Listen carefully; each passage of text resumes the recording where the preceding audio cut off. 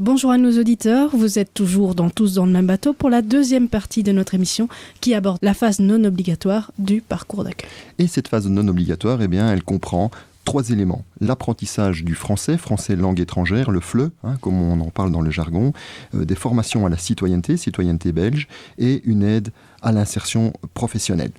Alors, pour démarrer ce sujet, je vais citer Monsieur Prévost, en charge de l'action sociale et de ce parcours d'accueil, qui dit dans la presse dernièrement, il faut aussi mettre la question du cours de citoyenneté obligatoire sur la table. Ce n'est pas prévu dans l'accord, sous-entendu donc l'accord du gouvernement PS-CDH, mais serait-il normal qu'on l'évoque pour les enfants à l'école et que cette sensibilisation obligatoire ne s'applique pas aux adultes qui arrivent chez nous? Madame Crabe, que pensez-vous de ces propos de M. Prévost? Mais comme j'ai dit tout à l'heure, nous, on n'a pas attendu ce genre de choses. On l'a mis parce que les gens le demandaient, avaient besoin d'explications de comment fonctionnait le pays dans lequel ils étaient. Et pour éviter des chocs culturels qui sont là, on a mis des mots sur les choses déjà depuis un certain moment. La SBL fait ce genre de choses depuis plus de 10 ans. Et M. Javot, voilà, réaction par rapport à ça. Donc il y a effectivement ici anticipé finalement la proposition de M. Prévost. Le parcours d'intégration est le fait de la société d'accueil et nécessite effectivement que l'État mette en place un ensemble de dispositifs qui garantissent l'autonomie de chaque personne présente sur notre territoire. Dans cette logique-là, le caractère obligatoire défini est lié à des attitudes objectives qui sont liées soit à des disponibilités budgétaires ou à d'autres objectifs. Et dans cette démarche-là, objectivement pour nous, d'autant plus que le contexte récent a généré, dans le cadre de l'État belge, d'autres réflexions par rapport à l'intégration et au radicalisme, et qu'il est important pour nous de ne pas générer de flou entre les objectifs. Je pense que la lutte contre le radicalisme est autre chose que les outils d'intégration qui sont développés dans le parcours. Donc il ne faut pas qu'il y ait confusion de genre par rapport à ça. Et pour revenir à la question plus précise relative à la citoyenneté, dès lors que les entités belges, par exemple, envisagent des formations à la citoyenneté dans le milieu scolaire, ce dont on a beaucoup parlé ces derniers temps, et il nous apparaît évidemment cohérent que cet objectif de sensibilisation à la citoyenneté concerne aussi les adultes et les primo-arrivants. Et donc dans cette démarche-là, c'est un petit peu difficile de concevoir un enfant qui serait dans l'enseignement et qui aurait lui l'obligation d'avoir un cours à la citoyenneté, et ses parents, parce qu'ils sont primo-arrivants, qui n'auraient pas l'obligation. Donc c'est en cela que nous nous interrogeons pour le moment. Honnêtement, quand on relit les travaux parlementaires des discussions de la législature précédente, le niveau du caractère obligatoire était présent tout au long des discussions. On en parle encore maintenant et je ne pense pas qu'on trouvera à court terme des solutions qui feront qu'on n'en parlera plus. Qu'est-ce qui fait alors qu'il y a eu cette différence, que tout ne soit pas passé obligatoire? Qu'est-ce qui a fait ce changement? Vous dites dans tous les travaux préparatoires, tout était inscrit dans l'obligatoire. Mais ce sont effectivement des débats politiques, et dans tout débat politique, certains pensent, revendiquent quelque chose, et d'autres pensent et revendiquent autre chose. Et c'est le consensus politique qui, effectivement, fait loi. Et donc, dans ce contexte-là, par rapport à l'évolution, la déclaration politique régionale de notre gouvernement prévoit effectivement la possibilité de rendre le caractère de l'apprentissage du français obligatoire aussi dès lors que les crédits disponibles pourraient être dégagés. Ça n'exclut pas parce que ce caractère obligatoire, il s'adresse à la définition du public cible du décret, donc les primo-arrivants. Il n'est écrit évidemment nulle part que les autres qui ne répondent pas à la définition n'ont pas accès au parcours. Et donc j'entends bien évidemment que si toute personne étrangère installée en Belgique souhaite s'investir dans toute la totalité du parcours, nous devrons veiller à pouvoir garantir l'offre de services, ça me paraît évident.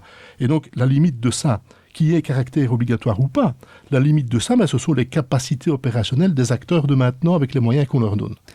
J'ai entendu sur le terrain, Oui, mais si c'est pas obligatoire, alors les gens ne vont pas venir au cours. Ils sont pas obligés, ils vont pas venir au cours. Je vais me tourner vers San. Est-ce que vous avez une réaction par rapport à ça? Est-ce que vous êtes d'accord avec cette affirmation? Alors, il y a deux façons de voir l'obligation. Ce qu'il y a, c'est que l'obligation permettrait peut-être de faire sortir certaines personnes de chez elles pour pouvoir avoir ces débats ouverts. Et il y a l'obligation dans le sens que quand on est obligé et qu'on n'est pas dans cette démarche-là, le travail est plus long au niveau de l'acceptation de ce travail. Donc, moi, je crois que l'obligation a des choses très positives parce qu'on va sortir des gens de chez eux pour pouvoir parler enfin de cette différence. Et elle a ce côté négatif de peut-être apprendre à apprivoiser les gens par rapport à cette obligation et de voir que ce parcours est hyper important et hyper intéressant. Alors évidemment, ici on sent bien que ce parcours c'est complexe, comme c'était dit en début d'émission, obligatoire, pas obligatoire, les parties facultatives telles que le décret le prévoit et les parties obligatoires. Essayons de sortir un peu de cela. Le paysage actuel, c'est un ensemble d'associations. Il y en a quelques-unes sur la région wallonne qui sont agréées par la région wallonne, donc vraiment reconnues pour donner ces cours de FLE, ces cours de citoyenneté. Il y en a toute une série qui sont soutenues largement par la région wallonne à travers un appel à projet qu'on appelle les initiatives locales d'intégration. Monsieur Javot, comment va évoluer ce paysage finalement? Est-ce qu'il n'y a pas une phase d'agrément qui est prévue? Mais le décret, comme vous venez de le souligner, précise que des initiatives locales d'intégration peuvent être agréées. L'intérêt évidemment de l'agrément, et donc là on parle bien de politique globale d'intégration, parce que je pense qu'il est important de rappeler que le décret de 2014 qui concerne l'intégration des personnes étrangères a une vision globale par rapport à l'ensemble des politiques d'intégration et une vision particulière intégrée qui est celle du parcours d'intégration, du parcours d'accueil. Et donc dans cette démarche-là, le décret prévoit que des opérateurs peuvent être agréés par la région wallonne pour agir dans les axes qui sont définis dans ceux de l'intégration dans le décret. Parallèlement à ça, effectivement, il y a aussi un appel à projet qui permet de répartir un budget entre des opérateurs qui sont aussi actifs sur les 4 axes de l'intégration des personnes étrangères. Et cet appel à projet est annuel. Et donc, chaque année, effectivement, se pose la question de la sécurité financière pour ces associations. Et donc, c'est quelque chose qui préoccupe beaucoup M. Prévost. Et nous avons effectivement, dans cette direction-là, l'objectif de pouvoir pérenniser, autant que faire se peut, les acteurs. Mais j'attire tout de suite l'attention des gens qui nous écoutent. C'est clair que dès lors que nous travaillons dans le cadre d'une enveloppe, donner plus à l'un, ça veut dire donner moins à un autre. Et donc ce travail nécessite de pouvoir d'abord redéfinir des critères d'agrément qui soient vraiment en phase avec la réalité des opérateurs de terrain et qui effectivement puissent garantir non seulement, comme je le disais tout à l'heure, la pérennisation financière et apporter un peu plus de sécurité aux différents opérateurs, mais que nous puissions garantir que ces activités, effectivement, s'organisent bien dans le cadre de l'axe et du décret et du parcours. Et les associations qui font cet appel à projet, est-ce qu'elles sont sur le même pied que les autres qui bénéficient qui sont agréées par la région wallonne? Mais c'est-à-dire que ces associations pratiquent pratiquement les mêmes métiers.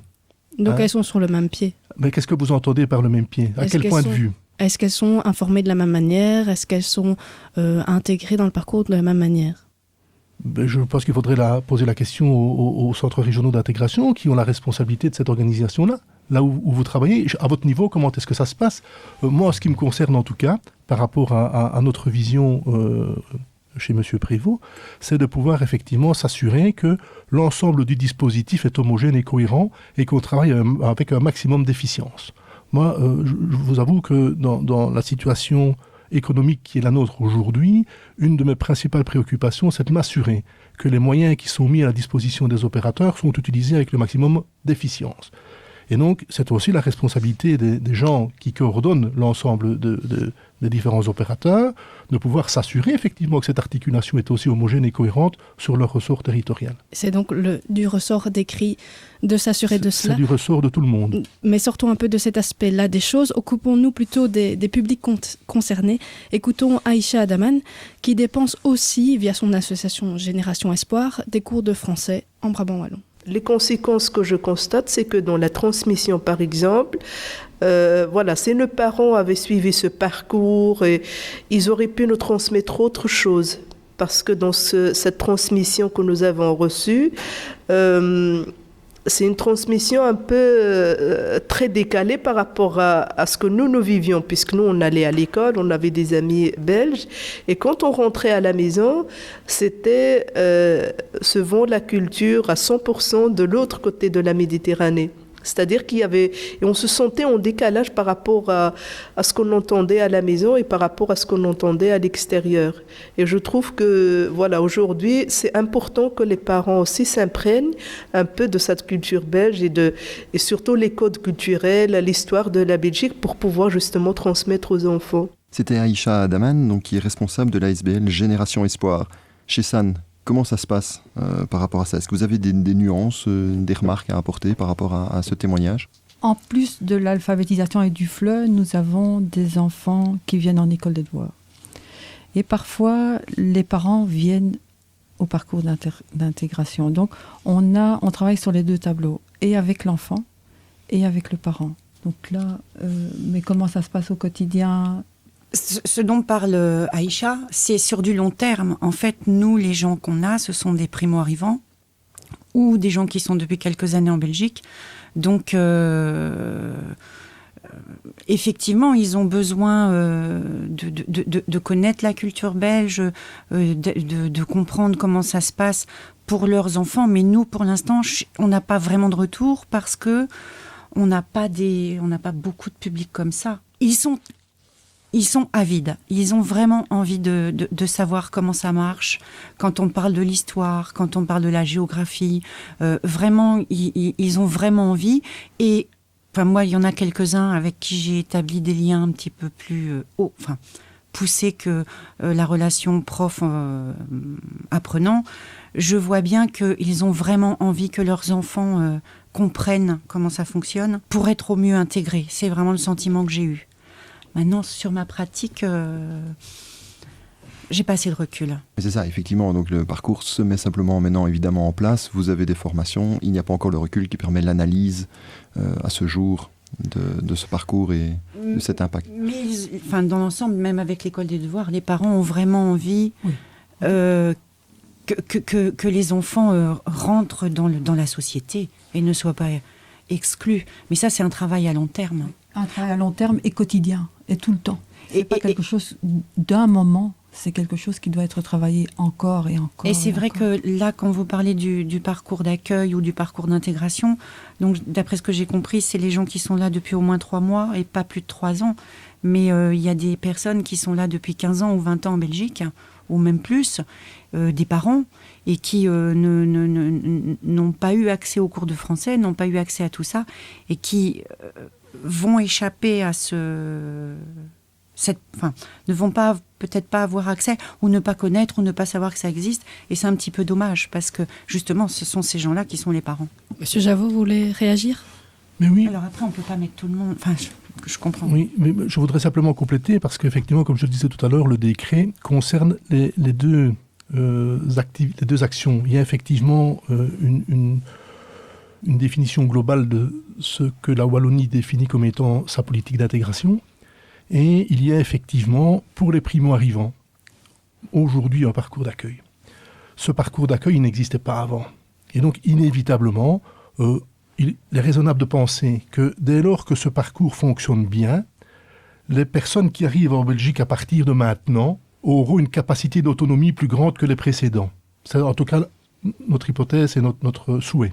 Quant aux populations effectivement qui sont présentes maintenant, on a fêté l'année passée les 50 ans de l'immigration en région wallonne à beaucoup d'endroits. Quant à ces populations qui sont là, j'émets aussi l'hypothèse que pour la plupart des personnes qui en avaient le souhait, elles ont trouvé des alternatives d'initiative ou grâce au secteur associatif qui gravitait autour d'elles. Pour les autres, il y a toujours cette capacité de pouvoir s'inscrire, comme je le pense nécessaire de le dire, dans le cadre du parcours. Et donc, le parcours, il est rendu obligatoire pour une catégorie de personnes qui est définie dans le texte. Il reste accessible pour les autres personnes étrangères. On va revenir aussi sur un sujet que vous avez déjà abordé, le radicalisme. Paul Magnette a livré sa vision d'un dispositif pour faire face au radicalisme, dans lequel le parcours d'accueil est pointé comme un des traits de cet axe prévention. Au cabinet de Maxime Prévost, vous avez déjà dit que le parcours d'intégration était d'abord indépendant, mais est-ce que vous partagez cette vision de Paul Magnette sur base de tout ce qu'on a déjà dit précédemment? Pensez-vous que le parcours d'accueil va résoudre en partie ou totalement le problème de radicalisme? Je vais vous livrer mon avis personnel. Je pense qu'effectivement le parcours d'intégration est un des outils qui doit effectivement permettre d'avoir certainement un impact sur la lutte contre le radicalisme. Mais je pense qu'il est essentiel de faire la différence entre la lutte contre le radicalisme et notre politique d'intégration. Pour moi, ce n'est pas du tout la même chose. La lutte contre le radicalisme est quelque chose de beaucoup plus large et qui nécessite effectivement qu'on y réfléchisse bien et qui concerne tout le monde. De pouvoir avoir une approche de transversalité me paraît essentiel. Est-ce que San veut compléter par rapport à ça? Alors, je vais parler, mais peut-être en mon nom. moi quand j'entends parcours d'intégration, il y a quelque chose qui me dérange et m'interpelle. C'est intégration ne veut pas dire forcément lutter contre le radicalisme ou cibler les musulmans.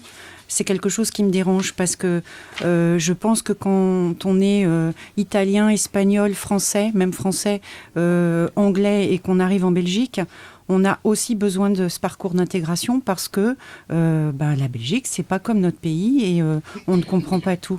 Et donc moi, j'ai un petit peu, j'ai pas envie. Enfin, moi, je crois à ce que je fais. Je pense que l'intégration, c'est l'interculturel, parce que l'intégration, le mot intégration, moi, me dérange un petit peu, parce que maintenant, il est systématiquement associé aux musulmans et on parle de radicalisme.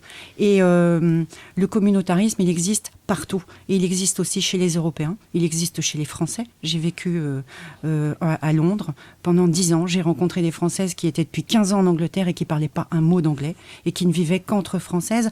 Et donc, du coup, je parle en mon nom. Voilà. Intégration, pour moi, je veux pas que ça soit associé à lutte contre le radicalisme parce que je pense que là, c'est pas ça. Lutter contre le radicalisme, c'est autre chose. Et je pense que c'est bien ce que M. Javot précisait évidemment à l'instant. Il s'agit bien d'axes complémentaires, d'axes différents mais complémentaires. Et il était important, je pense, de bien repréciser ces différences et de montrer qu'effectivement la lutte contre le radicalisme, c'est une chose, ça demande une action particulière, mais le parcours d'accueil, c'est autre chose. On arrive à la fin de la deuxième partie de « On est tous dans le même bateau » qui abordait évidemment aujourd'hui la question du parcours d'accueil en région wallonne. Tous dans le même bateau.